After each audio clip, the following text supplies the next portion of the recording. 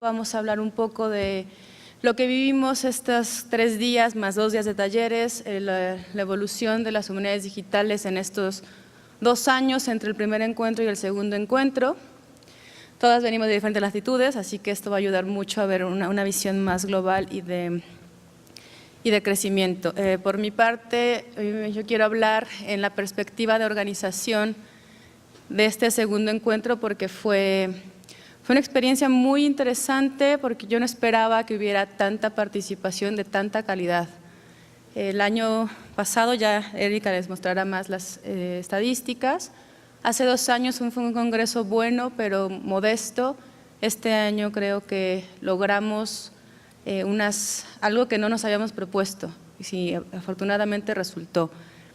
Y esto también me pone a pensar que bueno, las humanidades digitales ya son una teoría, una disciplina, una corriente en la que se está escribiendo más gente, que está identificando que su trabajo, sus estudios, lo que está produciendo se afilia o se acerca de cierta forma a esta disciplina. Lo vimos también en la charla anterior a la comida, está creciendo mucho y por mi parte me encantó que México fuera la sede porque se nota mucho que la calidad del trabajo mexicano y de todos nuestros compañeros latinoamericanos, norteamericanos, europeos que participaron con tan grandes ponencias.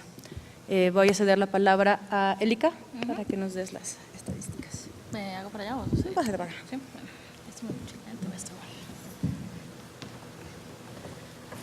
Bueno, muchas gracias, Miriam. Bueno, ya lo dije hace rato, pero es otra vez una buena oportunidad para repetirlo. Muchísimas gracias a Miriam por todo el trabajo que puso y al resto de los organizadores, Bárbara, Alex, Ernesto, Isabel, el otro Ernesto, etcétera, etcétera. Bueno, a todos los organizadores, seguramente se me está pasando alguno de los nombres, no es con ninguna intención, pero de verdad, muchísimas gracias. El encuentro ha sido muy productivo, siempre ha sido una maravilla encontrar a gente nueva, reencontrar a gente que ya se conocía de antes y bueno, volver a intercambiar lo que tenemos, ¿no? Y un poco a colación de la mirada un poco para atrás y un poco para adelante que ya hablábamos desde la mañana, preparamos unas cuantas estadísticas de lo que ha pasado desde el encuentro pasado hasta este. Entonces, bueno, se las voy enseñando poco a poco. Bueno, las primeras cosas que notamos bueno, en todos los aspectos hemos notado un crecimiento impresionante de participación de muchos lugares. Y bueno, aquí en el pie que les presento, ahí, por ejemplo, está en el anaranjado los autores que estuvieron en el primer encuentro, el número de autores que estuvieron presentes ahora y los que estuvieron en ambos. Aclaro además que bueno, no son los que vinieron necesariamente, sino los que son los autores de los artículos que se presentaron, de las presentaciones. En muchos casos no todos los autores estaban presentes, pero en algunos otros me parece que sí, ¿no? Bueno, en la misma línea, por ejemplo, también aquí se empiezan a ver muy claros, ¿no? los índices de crecimiento que tenemos que hemos tenido en los 2 encuentros, ¿no? Por ejemplo, el número de presentaciones que había que tenían solamente un autor en comparación con los que tenían 2 y con 3 o más autores, ¿no? Entonces también vemos una mayor reincidencia de los artículos que se presentan con muchos autores a la vez. Lo mismo el promedio de autores por presentación ha aumentado y es interesante ver además que también varios de los proyectos que se presentaron son colaboraciones entre instituciones en diferentes países. Lo cual bueno, nos habla además de una idea de que las colaboraciones están creciendo y que cada vez podemos ver más de ellas aquí. La cuestión del idioma de las presentaciones también es muy interesante. El español, bueno, una gran mayoría de los que presentamos aquí somos de México, entonces seguimos siendo una gran mayoría. pero la representación también, bueno, de portugués, que no hubo ninguna presentación hace 2 años, ahora tuvimos una, y también, bueno, un buen número más de presentaciones en inglés también. Los países de los autores, aclaro de las instituciones de los autores, si no, bueno, se vuelve un poco más complicado ver de dónde va cada quien. También, bueno, la gran mayoría de aquí, pero vemos crecimiento en países que sí tuvieron representación el encuentro pasado y muchos otros que no habían venido, que ahora sí están acá, que tal vez sea de lo más importante, ¿no? Ver la extensión que se está teniendo actualmente, que no se tenía hace 2 años. Yo creo que es un signo muy claro de la relevancia y de la importancia del trabajo que se está haciendo bueno, en la red y en GoDH, etcétera. Y luego, bueno, otras, un poco las curiosidades de qué se trata, ¿no? el encuentro. Nos pusimos a observar las palabras claves, ¿no? Las que cada autor daba en su resumen para la propuesta. Y bueno, los encontramos con lo que nos seguimos encontrando en general en casi todas las conferencias de humanidades digitales, ¿no? Que seguimos hablando mucho de las humanidades digitales en sí, que seguimos siendo un campo muy autorreflexivo en cuanto a nuestro trabajo. Y luego, bueno, muchos otros temas, ¿no? Bueno, por ejemplo, lectura, que se ha tratado en varias de las mesas, filosofía, que ha estado muy presente, muchas de historia, muchas de prácticas culturales, de redes, y también lo más interesante es que muchas de las palabras claves también no son nada más en español, a pesar de que el español fue el idioma más representado. Hay varias de las palabras claves que más recurrencia tuvieron en los resúmenes, no son en español. Lo mismo pasa en los títulos, ¿no? Bueno, aquí estas son las palabras más frecuentes que encontramos tanto en los títulos del primer encuentro como en los del segundo encuentro. Y bueno, exactamente la misma medición, ¿no? Que tenemos digital, digitales, humanidades, ahí al centro, que dejando muy en claro la autorreflexividad del campo. Pero también se empiezan a ver ciertas tendencias de los intereses, ¿no? Que estamos teniendo en estos encuentros y en esta comunidad. Por ejemplo, la idea de los acervos, de los libros, de los medios, bueno, de novohispano, de los intereses novohispanos, de los estudios de tecnología, de 3D, bibliotecas, etcétera. Y bueno, ya nada más un poco como para ilustrar las palabras más recurrentes en los títulos. Aquí extrajimos justamente de tanto digital como digitales como humanidades, para que no ocuparan todo el espacio de la nube, ¿no? Lo realizamos con la herramienta de Voyant.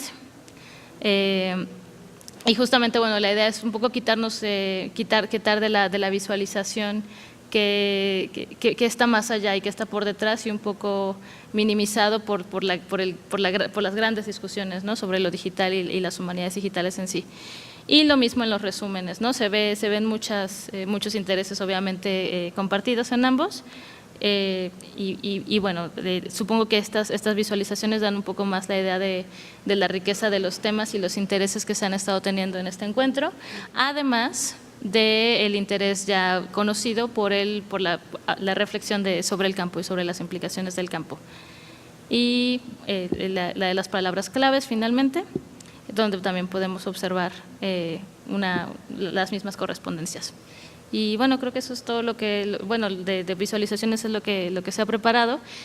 Para rescatar, pues sí, realmente el crecimiento muy grande, exponencial, más del doble de lo que fue el primer encuentro a lo que hemos visto ahora, y la extensión, ¿no? De lingüística y geográfica que vemos ahora, que no teníamos todavía antes. Y yo creo que es una nota muy positiva.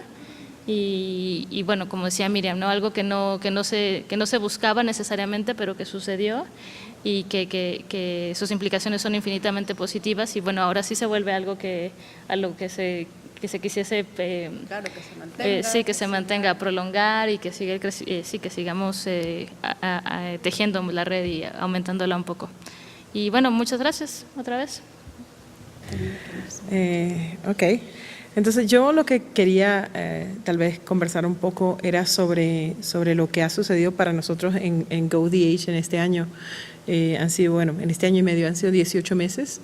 bueno, no voy a decir muchísimo trabajo, pero sí muchas relaciones públicas y mucho tratar de hacer contactos en distintos lugares. Hace justamente un año, me parece hoy, ¿qué día es? 23. Tal vez mañana entonces, mañana hace un año que le dije a Dan cuando estábamos en Victoria en el Congreso canadiense, que es muy, muy canadiense, por cierto, es una conferencia de todas las humanidades, pero solo de Canadá. Le dije, oye, tendríamos que organizar una conferencia para, de GoDH. Y él me dijo, bueno, pero ¿dónde podemos hacerlo? Y digo, ¿sabes qué?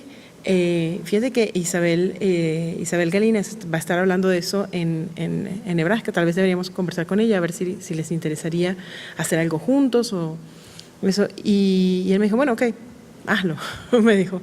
Dan es un gran líder, él escucha ideas y le dice a todo el mundo, sí, haz eso. Y bueno, y te deja suelto. Entonces, fue como un mes después entonces que me encontré por primera vez. Yo no conocía a Isabel en persona, a pesar de que habíamos coincidido en Inglaterra durante un tiempo, y le propuse, y me dice, bueno, suena como una buena idea. Estaba, me parece, Glenn, que no lo veo ahora, lo perdí hoy a mediodía y ahora ya no lo veo. Pero Glenn estaba por allí también. Y me miraba así un poco desconcertado porque le parecía poco tiempo. Isabel fue una de las cosas que me dijo, no sé si hay suficiente tiempo, pero si pudiéramos organizar algo similar a lo que teníamos antes, tal vez podemos hacer los dos eventos juntos. Y creo que ha resultado muy bien. Personalmente hay cosas que yo que no había notado antes. Cada vez que alguien menciona a los nativos digitales en una de estas ponencias, hay 2 o 3 personas que saltan en el Twitter diciendo que no hay tal cosa, que qué mal está usado ese término, que lo que más bien deberíamos usar es esto otro. Incluso cambié mi ponencia yo hoy para llamarlos residentes digitales, cosa de que no hubiera tanta polémica, pero me pareció muy, muy interesante eso y otras cosas que vi aquí. Unas iniciativas que me parece son poderosas y que nos pueden llevar a pues un momento de comunicación mejor. Yo me doy cuenta cada vez que me siento en una de estas conferencias y si no conozco a la mayoría de la gente que está allí, digo, oye, hay tanto trabajo que hacer todavía, ¿no? Porque tenemos que saber qué es lo que están haciendo los demás.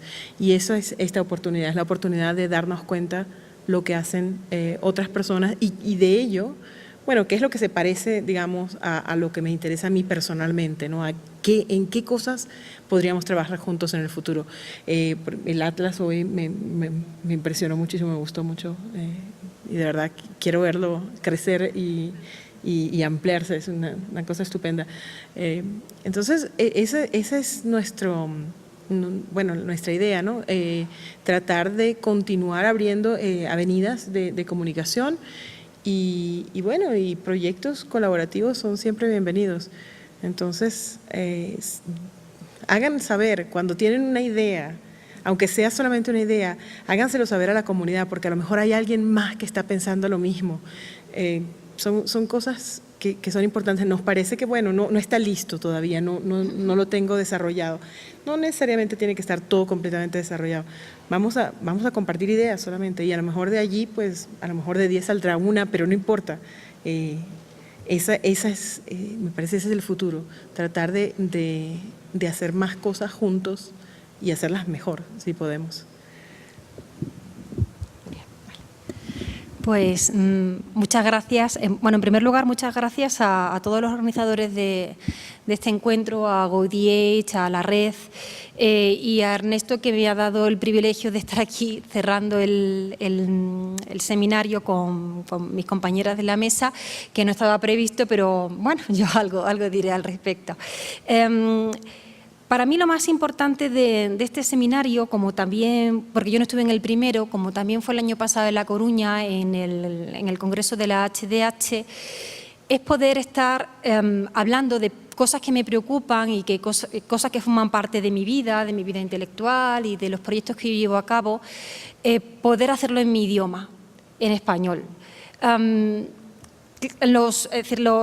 mis estudiantes, por ejemplo, que ahora se inician en humanidades digitales, o los colegas que se van interesando por el campo y que se encuentran con esta comunidad, creo que no son conscientes del privilegio que tienen de que exista ya una comunidad articulada en colaboración, por ejemplo, con la red, la HDH y otros países latinoamericanos que también se están incorporando al ámbito de la HDH, de poder comunicar en su propio idioma problemas con los que nos encontramos diariamente y que forman parte de nuestra vida intelectual. Y lo digo porque, y eso Ernesto lo comentábamos antes en el café, durante mucho tiempo en los congresos internacionales del Digital Humanities no se hablaba nada de español. Bueno, por supuesto no se hablaba nada, como de hecho también acontece ahora en las presentaciones, pero tampoco en los corrillos del café, ni podías comunicarte con nadie en español, porque no había nadie hablando en español. Y muchas veces éramos Ernesto y yo, Isabel, y se acabó, y ya no había nadie más.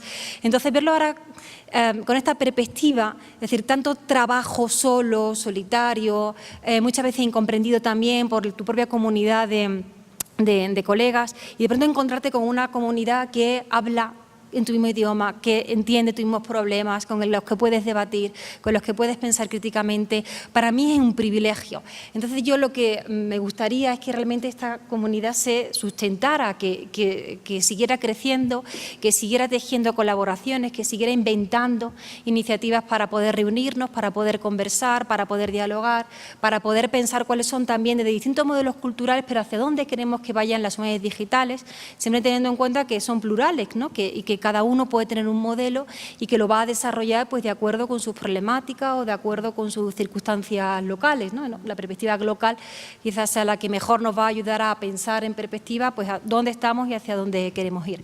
Pero mi visión personal y la lectura que yo hago de todo esto es que hoy aquí yo me siento una privilegiada de poder estar compartiendo con gente que habla como yo y que comparte con los mismos problemas en mi mismo idioma y por tanto sin ningún tipo de barrera lingüística ni de barrera conceptual. Por lo cual yo lo que animo es que esto se mantenga y que siga creciendo. Bueno, una parte importante, por ejemplo, que estamos intentando buscar ahora con las redes es justo esta apertura, ¿no? Que la red de humanidades digitales no sea solo mexicana.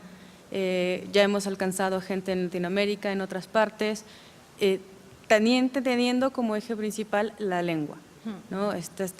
Hablar el mismo idioma es muy importante y está creciendo. Eventualmente, ojalá hagamos una red latinoamericana, española, portuguesa, es decir, no como una contraposición a las humanidades digitales anglo, sino como una contribución también paralela, es decir, poder estar en estos congresos, pero no solo aquí, estar también allá, porque la calidad de los trabajos que se presentaron aquí creo que es alta.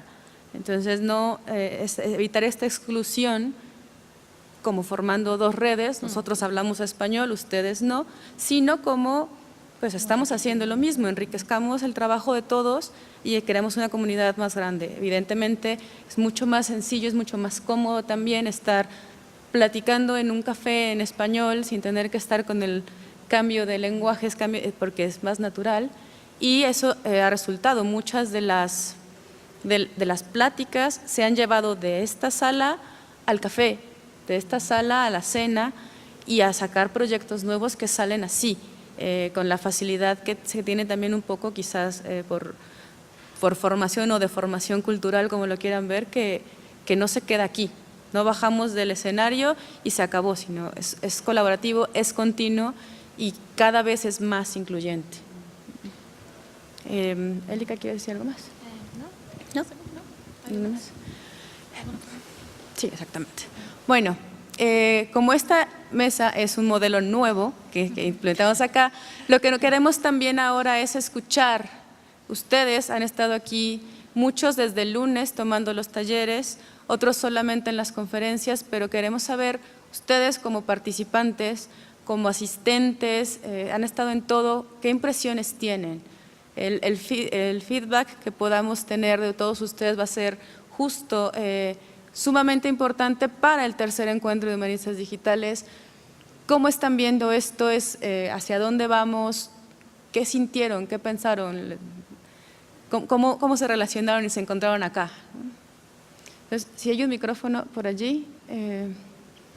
Bueno, pues yo una sugerencia que hemos comentado también en la comida para un poco ampliar también el ámbito del encuentro sería identificar aquellas áreas que interesan, ¿no?, a la comunidad y ver cuál es la manifestación que tienen fuera, en el ámbito, por ejemplo, digamos, comercial o de otro tipo, ¿no?, en el ámbito de gente que está en cultura digital, pero fuera del ámbito académico, y desarrollar un conjunto de mesas redondas, invitándolos de manera que se puedan generar proyectos e interacciones que vayan más allá del puro ámbito académico. Por ejemplo, tema de editoriales, ¿no?, cómo están afrontando el reto de lo digital, incluso de otros medios, por ejemplo, tema de spin-offs vinculadas a temas culturales y digitales. Creo que puede ser muy enriquecedor y que le daría además una mayor difusión al evento y una mayor audiencia.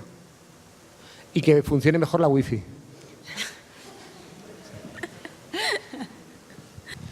A mí lo que más me ha gustado ha sido que sirve para apuntalar el desarrollo de las humanidades digitales en México. Y apuntalarla no significa crearlo desde aquí, sino crearlo con otros. Y con otros son quienes han venido de fuera. Ahora nosotros quizá podemos tener una perspectiva más amplia para trabajar con gente que está en otros países, no solo en nuestra lengua. Pero sí lamento que no haya una vocación anglófona por comunicarse en español. Es una manía tonta, pero a cualquier hispanohablante se le exige hablar inglés, leer inglés. En cambio, a los angloparlantes no se les exige aprender español. Yo entiendo que hay más hablantes de español, por lo cual es más fácil que haya gente que hable, de habla hispana que hable inglés, pero el esfuerzo sí tiene que ser mutuo. En ese sentido, el desarrollo de proyectos conjuntos yo creo que puede ayudar a superar esos problemas. Quizás la próxima vez, dentro de 2 años, sea donde sea, también podríamos hacer un encuentro verdaderamente digital. Quizás ni siquiera tendríamos que estar físicamente, aunque, por ejemplo, pues para la charla del café sería más difícil. Pero quiero agradecer sobre todo a Miriam por todo el esfuerzo que ha desarrollado a lo largo del encuentro, a pesar de todos nosotros, en ocasiones, y a pesar de la red, en muchas ocasiones. Sí, yo haría la siguiente reflexión, un poco retomando lo que ha dicho Esteban y pensando en algo que comenté con Alex también en el café, y que tiene que ver un poco con la idea de hacer el encuentro en la Biblioteca Vasconcelos, y es hasta qué punto tenemos nosotros también que cambiar el formato y no solo incluir, como sugiere Esteban, a gentes que se mueven en la cultura digital y que podrían tener una aportación significativa, sino también la producción de una serie de talleres, cursos, eventos dirigidos no a la comunidad de humanistas digitales, sino dirigidos a los que vienen y están en esta, por ejemplo, en esta biblioteca. Es decir, la posibilidad de pasar y digamos, de complementar lo que hacemos con humanidades públicas o traduciéndolo en hacer humanidades digitales públicas. De cualquier manera, pienso que todo esto forma parte de un proceso. Hace 2 años el evento fue muy local, muy incipiente en muchas cosas, y en cambio, en este caso, con el apoyo de GoDH, la presencia de prácticamente todos ustedes, del propio Glenn, por el que estábamos preocupados, ¿no? ¿Cómo se llama? Me parece que hemos avanzado significativamente, y yo destacaría también el hecho de que hay un grupo de proyectos hechos en colaboración en el marco, digamos, de todo este esfuerzo de formar una comunidad que me parece que están empezando a marcar una, ¿cómo decirlo?, un cierto perfil de lo que serán las humanidades digitales en castellano, en portugués, en el ámbito que compartimos, que tanto geográfico como lingüístico, todos nosotros.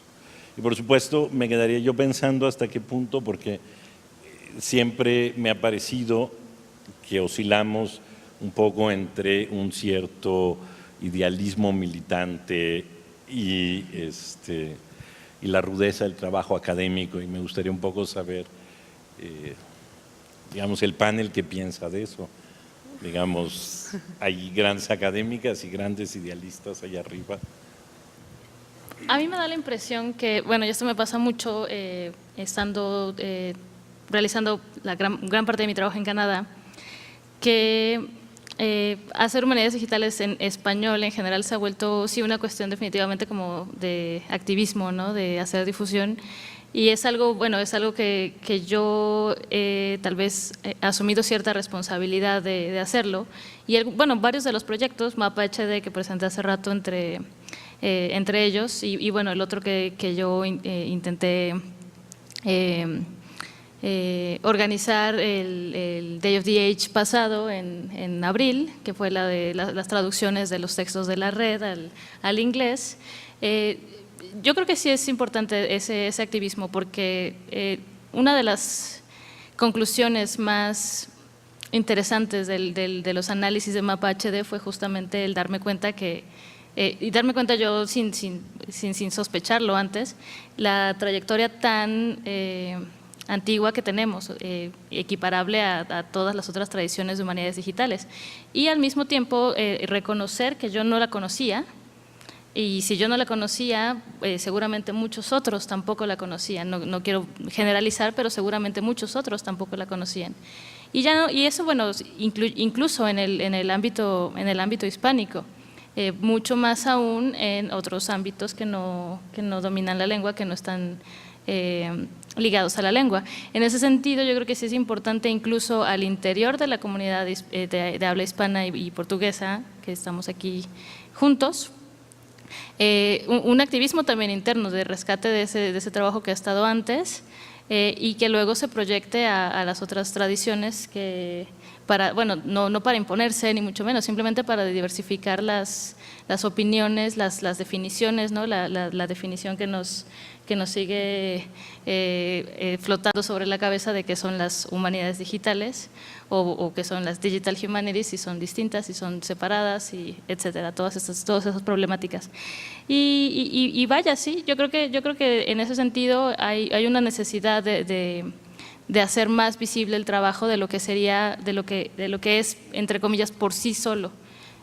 Alguna conversación también que tuve con mi colega de la Universidad de Cork, James O'Sullivan, era justamente así él me preguntaba, ¿por qué no dejar que el trabajo hable por sí mismo? Y sí, que el trabajo hable por sí mismo, el problema es de qué forma o a través de qué canales el trabajo va a poder hablar por sí mismo. Ese es realmente el reto, y yo creo que esos canales existen de manera incipiente y se deben cultivar y se deben de aprovechar de alguna forma, ¿no? Y yo creo que además es una forma también es una manera de llenarnos de orgullo, ¿no? De recoger el trabajo que tenemos hasta ahora, que se ha hecho hasta ahora, de reconocer su calidad, de reconocer su importancia, de forma individual, tanto como en el contexto de todas las demás tradiciones de humanidades digitales, y sentirnos muy orgullosos del trabajo que se ha hecho, y continuar a partir de ahí, continuar trabajándolo de esa forma. Me parece un poco que esta nube que estamos viendo acá habla justo de eso. El trabajo no es poco, no es nuevo, bueno, es novedoso, pero no es nuevo, no se empezó ayer. Y la diversidad de temas que se trataron, la diversidad de temas con lo que cada uno de nosotros clasificamos nuestro trabajo, esta iniciativa de hacer traducciones del trabajo para difundirlo, es un primer paso. Yo creo que es un activismo positivo, porque suele tener esa connotación de activismo con algo negativo, por lo menos de ciertas fronteras hacia abajo, pero no, creo que sí es esta iniciativa, y también retomando un poco lo que dice Esteban, no solo nosotros dentro de nuestra academia, dentro de nuestro grupo, sino aprovechar que hay un espacio público que está interesado, que quiere conocer, que quiere saber, y a este espacio público la forma más fácil y más directa de llegar es primero con su propia lengua y luego utilizando toda esa tradición, toda esa trayectoria para de adentro hacia afuera. Es decir, si queremos en verdad hacer humanidades digitales públicas o introducción a la tecnología para las masas o no sé qué nombre le pondremos a los seminarios, tecnologías sociales, se tiene que empezar desde adentro y se está empezando, se está haciendo, hay clases, hay seminarios, esto se está expandiendo, se expande por redes sociales, se anuncia un taller aquí, un seminario allá, todavía un poco académico, pero con la intención de que se puede hacer, pero sí hay que empezar por casa para poder ver hacia afuera. Creo que este giro que tuvimos en 2 años de empezamos por casa y ahora vemos hacia afuera y también el afuera ve hacia nosotros, que esa es la parte que me parece más importante. O sea, no estamos solo mirando, nos están mirando también. Y el cambio, ya lo mostramos acá, el crecimiento fue el doble, se duplicó, quizás en algunos casos se triplicó, ¿no?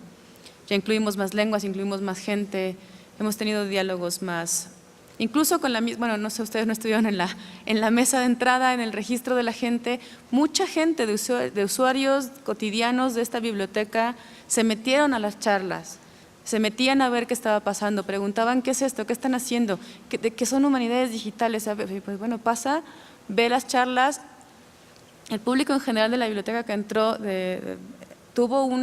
salieron un poco con una cara así de susto, pero preguntaban mucho a la salida, estaban interesados, se llevaban cuantos folletos podían, buscaban links, buscaban una forma también ellos de acercarse y el interés está. O sea, estos días de estar allá afuera viendo a la gente, el interés es claro, no solo hacia nosotros como académicos, sino hacia el público en general. Creo que hay que explotarlo de alguna forma. Bueno. Sí, pues bueno, contribuyendo un poco más a la misma idea, yo estoy de acuerdo con Élica. Sí, en estos momentos tenemos que ser activistas en el sentido positivo, para lograr una mayor visibilidad, una mayor presencia o como queramos llamarlo.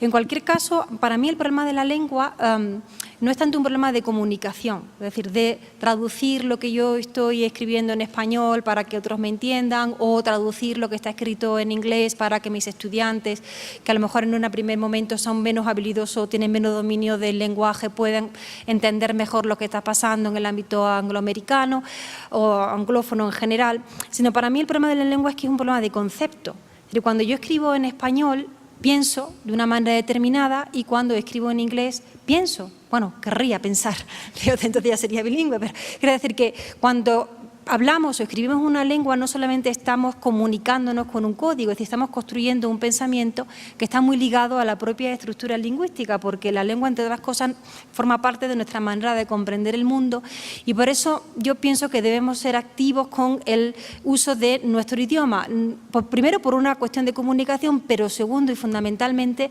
porque es la manera de construir estructuras de conocimiento que están ligadas a nuestro idioma y por tanto a la manera en la que entendemos y nos relacionamos en el mundo. Y en relación con lo que ha dicho Esteban, que estoy completamente de acuerdo, yo creo que uno de los retos de las humanidades digitales es no para disolverse en otra cosa distinta, sino para aprender y para enriquecerse, es abrirse a otros espacios donde se está trabajando desde hace mucho tiempo en problemáticas que tienen que ver con la cultura digital, porque podemos aprender muchísimo de lo que se está haciendo en otros contextos.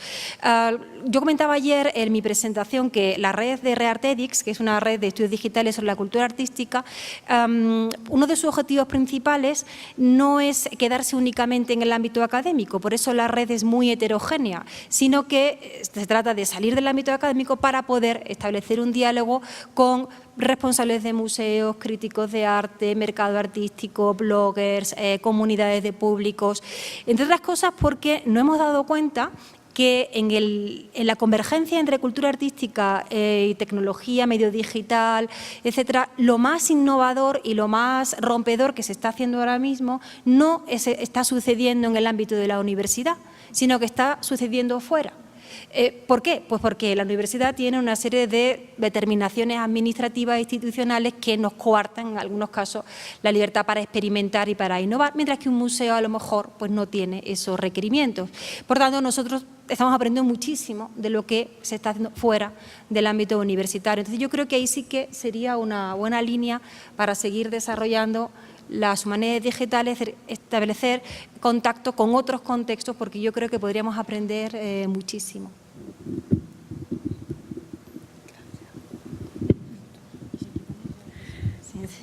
Sí, mejor. Sí, una de las cosas que se me ocurría ahora cuando las escuchaba hablar y también con las intervenciones del piso, es que tal vez nosotros deberíamos ver, digamos, eso que nos parece que es un defecto, ¿no? El hecho de que el español no sea la lengua que se utilice más, como una oportunidad. El otro día yo estaba hablando con Noelia, que está sentada ya al final, y lo que decíamos es que nos faltaba vocabulario para describir muchas cosas que suceden en literatura electrónica. Y le digo, bueno, pero si nos falta vocabulario, lo que tenemos que hacer es sentarnos y pues hacer todas las traducciones, poner todas las definiciones en Wikipedia, tal como nosotros las entendemos, invitemos a otra gente a que nos ayude a hacerlo, que es lo que han hecho, por ejemplo, con DH Poco. O sea, los activistas postcoloniales pues han escrito pues entradas feministas, han hecho un montón de cosas que pues ayudan, amplían la visión. Y creo que, bueno, sí, uno se siente un poco, tal vez, avasallado, ¿no? Cuando ve todas esas presentaciones en inglés. Y lo que sucede cuando a lo mejor vamos a la conferencia de humanidades digitales es que si decidimos presentar en otro idioma, y no lo digo solamente para la gente que habla español, sino en francés o en portugués o cualquier otra cosa, en italiano, resulta que tu audiencia pues se diluye muchísimo. Entonces uno se ve obligado, ¿no? a cumplir con el sistema y dejarse hacer. Pero si definiéramos mejor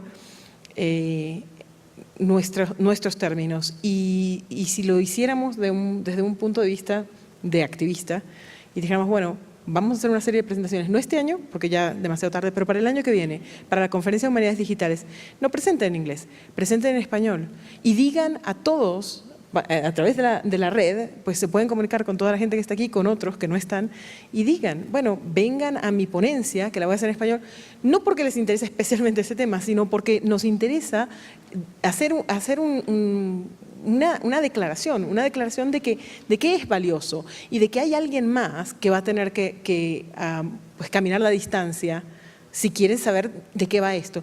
Aquí, una de las cosas que yo me he dado cuenta durante este año es que en México no solamente tienen una cantidad enorme de iniciativas digitales y de proyectos, sino que hay una organización a través de la red que es muy activa, que ayuda a que se comuniquen unos con otros. Eso no es verdad, por ejemplo, en Argentina. En Argentina, nosotros yendo allá, descubrimos que dentro de la misma universidad, había un grupo de humanidades digitales que no tenía nada que ver con la gente que me ayudó a organizar el Dart Camp. Entonces uno dice, ¿cómo puede ser? Y ellos están todos sorprendidos. Ustedes están aquí, qué suerte, nos encontramos. Y después otra gente nos escribe de la Patagonia, por ejemplo, diciendo no podemos ir, pero hay todas estas cosas. En cambio, acá tienen una oportunidad maravillosa de pues, conocerse unos a otros, de utilizar un sistema que ya tienen allí, y simplemente lo que hace falta es a lo mejor un poquito más de organización en el sentido de decir, bueno, vamos a hacer esto, vamos a hacer una declaración. No sé qué les parece. Sí, yo aprovechando el pie que me ha dado Bárbara, y ya aprovecho y lo digo, yo sí tengo una presentación en español en Los Ángeles este año, sí, además puesta en el programa en español, así que ya los invito a venir a la presentación y no que no me dejen sola hablando en español. No, sí, un poco fue por esta idea, ¿no? Por decir, bueno, pues hay que hacer como una especie de manifiesto, entonces pues presentemos una de las que tenía que hacer, va en español, así que ya están invitados. Espera que te digo algo más. Sí. Bueno, la presentación que yo voy a hacer, que va a ser en inglés, se llama Pensando con acento, porque cuando yo pienso en inglés, No pienso completamente distinto. Yo pienso con un acento, pienso con el acento de mi vida, de Latinoamérica, de la cantidad de cosas que te influyen todos los días. Entonces, es importante. Uno no se angliciza, esa es la verdad.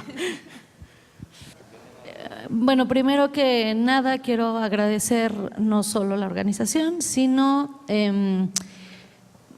la invitación y el recibimiento con el seminario HD en la Facultad de Filosofía y Letras y después la invitación a participar con el proyecto de Wikipedia que presentaba el miércoles mi trabajo, ayer. Y en estos 3 días, bueno, desde el inicio de los talleres y estos 3 días yo, bueno, lo comentaba un poco con David, yo hago historia de las universidades y por lo tanto también historia de cómo surgen las comunidades científicas, ¿no? Generalmente, bueno, lo que yo trabajo es siglo XVI a XVIII, ¿no? Pero esto que comentabas un poco hace un momento sobre cómo se dan ciertos desarrollos científicos fuera de la universidad, es algo que ha sucedido y que sucedió, por ejemplo, en el siglo XVIII, ¿no? que en la Universidad de México no se aceptan esos nuevos conocimientos, pero no necesariamente por una cuestión científica e intelectual, sino por cierta defensa de la autonomía y del gremio y de la comodidad de ciertos grupos, etcétera. Este tipo de desarrollos científicos, que además también tienen que ver con la tecnología, se llevan a cabo fuera de las instituciones y después regresan y se introducen, ¿no? Ese es, digamos que, uno de los puntos en común o por lo menos fenómenos parecidos, aunque con su distancia histórica, que me llaman mucho la atención y yo lo comentaba el otro día, que creo que sería importante sí tener como estos datos, estos intereses, pero algo que me interesa mucho es quién es toda la gente que ha participado, pero no solo con nombre, proyecto, etcétera, sino cómo se ha formado, dónde ha estudiado, qué ha hecho, de una manera más particular, como un estudio más de esa comunidad científica, que creo que sería muy bueno empezar o realizar o sistematizar, ¿no? Más allá solo de los nombres de proyectos, sino cómo se ha llegado ahí, qué intereses tienen disciplinarios también, ¿no? Bueno, desde la disciplina. Y la otra cosa que también se combina con un interés particular desde la historia, que es que en los últimos años he trabajado sobre las cátedras de lenguas indígenas que había en esas antiguas universidades y el papel de las lenguas y la lucha de las lenguas, y entonces lo que veo ahora otra vez me regresa a ello, ¿no? Creo que son dos fenómenos importantes e interesantes a estudiar, yo por lo menos desde la historia, ¿no? Lo observo y me parece que es un momento importante para hablar de eso, de hacia dónde van estas comunidades científicas que no necesariamente son o solo historiadores o solo lingüistas o solo historiadores del arte, por ejemplo, ¿no? Yo creo que eso habría que hacerlo ya, pero además a través quizá de entrevistas o una cosa así, ¿no? Que digamos utilizando también los elementos tecnológicos y creo que también es muy buena idea esto de empezar a escribir, ¿no? Que ya se había tratado en el seminario HD de la facultad, empezar a escribir, yo no sé si es necesario, yo no soy tan activista del español, pero me parece que está bien, pues, ¿no? Que haya esa otra parte que quede asentado y que quede escrita para empezar a definir, pues sí, términos, conceptos, ¿no? Que pueden ser discutibles y que pueden ser modificados, pero que es importante sí empezar a pasar ya, ¿no? a la letra escrita y no dejarlo solo en la conversación. Y por lo demás, pues muchas gracias a todos, al recibimiento y al encuentro en general. Justo retomando esto de estar escribiendo en español, de estar defendiendo la lengua, se puede conjugar también con este espíritu de las humanidades digitales que es tallerémonos. Todos, o sea, se abre una wiki, se pone abierta y entre todos discutimos los términos. Entre todos hacemos un corpus, entre todos hacemos un tesauro, que es una de las cosas que a mí me encanta de esto de las humanidades digitales, que Yo soy de formación filóloga, ahora estoy trabajando con filósofos, bueno, voy a estar contigo que eres historiadora, es decir, esta posibilidad de estar tomando un poco de cada disciplina para seguir haciendo lo mío, o sea, es decir, estamos regresando un poquito al humanista, esta persona que hacía de todo un poco, que sabía de todo un poco, claro, con una especialidad, con unas tendencias más marcadas, pero esta posibilidad de estar hablando con programadores, hablando con la gente de lingüística computacional, que es un tema que me encanta, aunque yo no hago lingüística, con gente de arte, con gente vino también gente de economía y cosas así, es decir, estos campos que estamos interactuando y que sí, el canal está abierto, el canal se está abriendo cada vez más, entonces algo tenemos que sacar para agarrar este impulso que agarramos fuerte y seguir, o sea, es decir, no frenar ahora, sino seguir el impulso que logramos hacer con este encuentro y con la colaboración entre la red, con GoDH y con todos ustedes, con GreenURG, con el Cultureplex, con toda esta gente que está aquí, pues vamos a trabajar todos juntos. Esa es un poco la idea. Erika. Bueno, nada más para echarle agua a mi molino, como siempre. Bueno, respecto a lo que decías, ¿no? De saber un poco más de los participantes, de quiénes somos, etcétera. Ese es uno de los objetivos que tenemos en el Atlas también. Bueno, los datos que presentamos aquí es que todos eran, nada más puros números, ¿no? No iba para más, no nada más buscábamos el crecimiento en abstracto. Desde luego que hay que matizar esas cosas y que hay que cualificarlos de alguna forma. En el Atlas esa es un poco la idea, la posibilidad de establecer las relaciones. Queremos justamente que nos den una idea de dónde ha venido la gente, dónde sigue teniendo lazos y bueno, un poco tal vez trazar de ser posible algunos riachuelos, ¿no? Por donde pasan ciertas influencias, por donde pasan ciertas, a lo mejor, metodologías o ciertos intereses. Es trabajo largo, implica un montón de entrevistas, análisis de muchos tipos, pero bueno, estamos esperando llegar ahí en algún momento. Bueno, pues entonces les recordamos, ahora vamos a invitar a Ernesto Priani y a Alex Gil para clausurar como se debe este evento. Bueno, muchas gracias a todos por haber venido, la verdad que ha sido una experiencia muy bonita. Estamos muy contentos de ver este auge. Todas mis esperanzas se han hecho realidad en esta semana.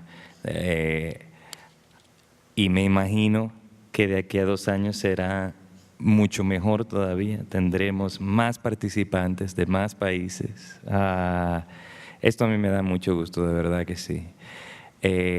Quiero darle una mención especial a Miriam Pimentel, las gracias de verdad sincera por ese trabajo organizador que ha hecho. Por favor, únanse a mí.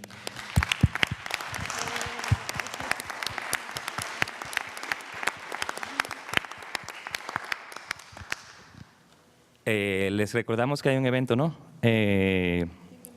A las 5:30.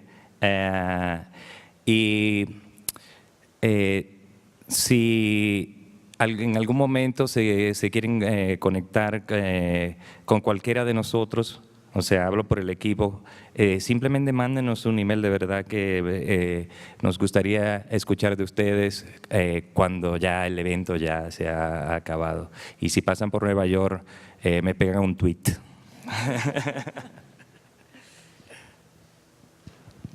Bueno, muy bien. Yo quiero agradecerle a la Biblioteca Vasconcelos el habernos dado el lugar donde se realizó el encuentro, a GoDH todo el empuje, el apoyo, el interés porque se hiciera y la contribución decisiva que tuvieron en que fuera exactamente como es.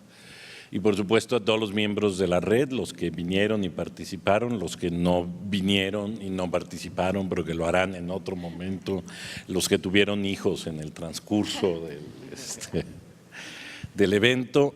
Y sobre todo quizás hacer brevísimamente una reflexión. Yo yo como Nuria me uno a la sensación de que sí se está conformando una comunidad y que entonces esa impresión de que estábamos solos promoviendo algo que no sabíamos si alguien más entendía, digamos, íbamos al Digital Humanities y la impresión es que sí, ahí todo el mundo estaba muy enterado de qué se trataba de esto y nosotros éramos un poco como unos extraños que veíamos esto como diciendo, bueno, venimos aquí desde otro mundo. Ahora la ventaja es que este otro mundo es esto, somos cada vez más y me parece que además va adquiriendo rasgos propios, características propias, que bueno, seguramente con el tiempo irán definiéndose y perfilando de mejor manera cómo son y cómo serán en un futuro las humanidades digitales. Y por supuesto yo en particular me siento profundamente privilegiado de poder ser parte de algo que está transformando por lo menos el quehacer de algunos humanistas y de poder compartir a lo largo de toda esta semana con todos ustedes, que siempre, por supuesto, me transforma, me enriquece, salvo en el caso de David. Pero bueno, en fin, estoy muy emocionado por el hecho de que esto haya llegado a su fin y que sea como ha sido, enormemente rico y enormemente nutritivo para todos. Muchas gracias.